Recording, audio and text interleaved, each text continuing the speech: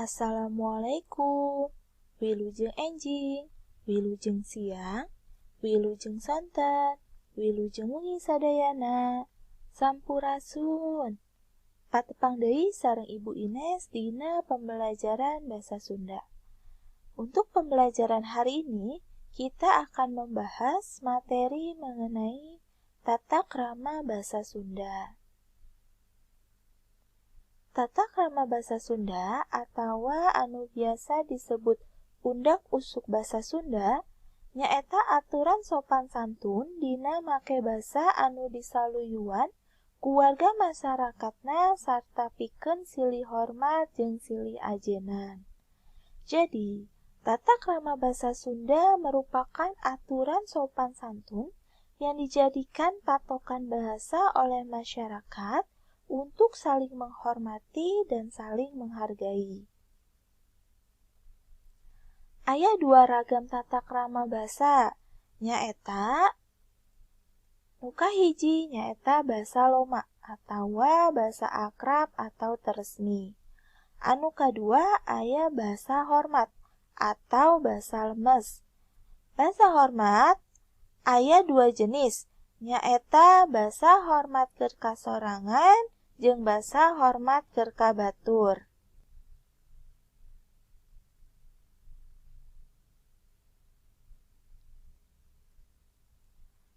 Yang pertama, kita akan membahas mengenai basa loma atau basa akrab atau teresmi. Biasana, basa loma sok dipake misalkeun jeung babaturan.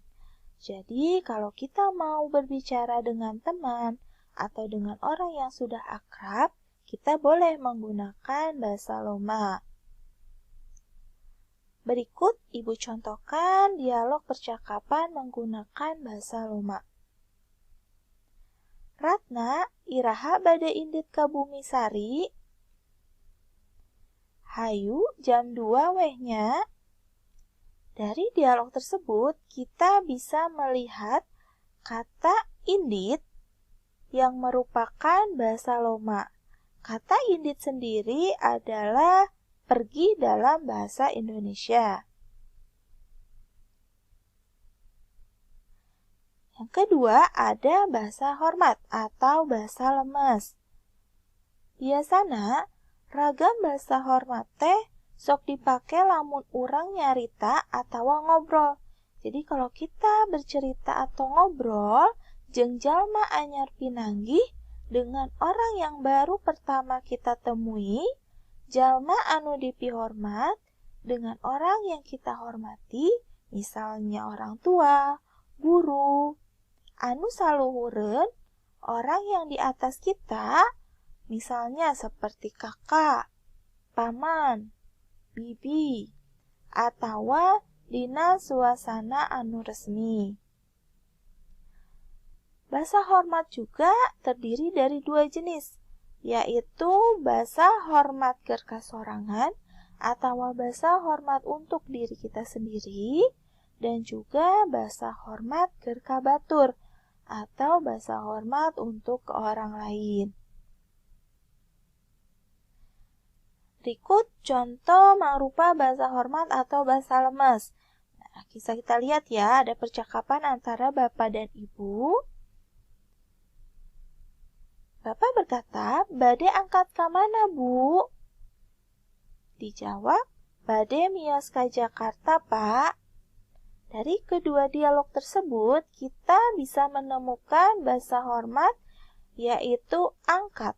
Di percakapan Bapak, kita menemukan kata angkat, di mana itu adalah basa hormat keur ka batur atau untuk ke orang lain. Jadi, apabila kita ingin menanyakan tentang orang lain atau menyatakan apa yang sedang dilakukan oleh orang lain, kita bisa menggunakan ragam bahasa tersebut. Ada juga pada percakapan Ibu yaitu kata miyos. Miyos merupakan basa hormat keur kasorangan. Jadi, kalau kita ingin menyatakan apa yang sedang kita lakukan, kita bisa menggunakan kata tersebut. Angkat dan miyos memiliki arti yang sama. namun hanya perbedaannya pada penempatan lawan bicaranya. Angkat dan mios sama artinya dengan indit, yaitu pergi dalam bahasa Indonesia. Nah, berikut contohnya dari percakapan tadi yang sudah kita lihat sebelumnya. Kita bisa melihat ada tabel yang dapat membedakan ketiga kata tersebut. Dari kata indit, angkat, dan mios. Kata angkat merupakan ragam bahasa lemes kerkabatur atau ke orang lain. Kata mios merupakan ragam bahasa lemes kerkasorangan atau untuk diri sendiri. Dan indit merupakan bahasa loma.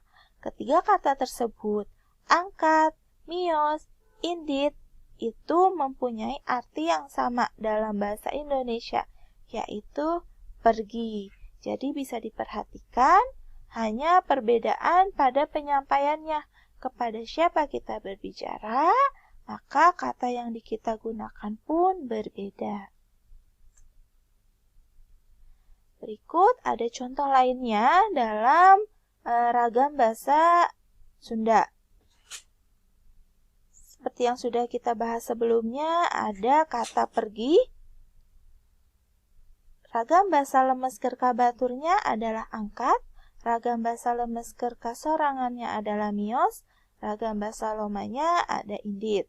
Lalu ada bahasa Indonesianya datang. Ragam bahasa lemesnya kerkabatur ada kata sumping. Ragam bahasa lemes kerkasorangan ada kata dongkap. Dan ragam bahasa lomanya kita bisa menggunakan kata datang. Ada pula kata tidur. Untuk tidur, ragam bahasa lemesnya kerkabatur kita bisa menggunakan kata kulem. Kerkasorangan kata mondok, bahasa lomanya menggunakan kata sare. Lalu ada bahasa Indonesianya makan. Ragam bahasa lemes kerkabaturna kita bisa menggunakan kata tuang. Kerkasorangan kata neda, dan bahasa lomanya kita bisa menggunakan kata dahar. Dan contoh lainnya adalah pulang. Dalam bahasa Sunda, kita bisa menggunakan ragam bahasa lemes kerkabatur untuk kata pulang dengan menggunakan kata mulih. Ragam bahasa lemes kerkasorangan bisa menggunakan kata wangsul. Ragam bahasa lomanya bisa menggunakan kata balik. Ada pula contoh kalimat lainnya yang bisa dilihat.